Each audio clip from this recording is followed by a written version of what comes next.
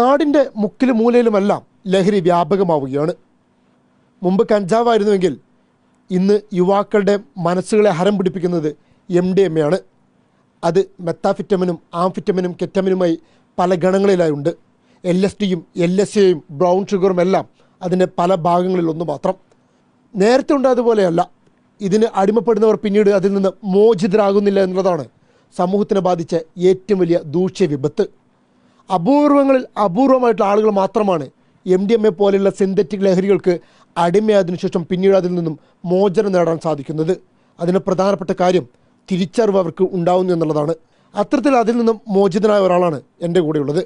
മലപ്പുറം വളാഞ്ചേരി സ്വദേശിയായിട്ടുള്ള നിസാമിൻ്റെ അനുഭവ സാക്ഷ്യങ്ങളാണ് നമ്മളിന്ന് അറിയാൻ പോകുന്നത്. എങ്ങനെയാണ് നിസാം ഇതിലേക്ക് എത്തിപ്പെട്ടതെന്നടക്കമുള്ള കാര്യങ്ങൾ നിസാം റിപ്പോർട്ടറിനോട് വെളിപ്പെടുത്തുകയാണ്.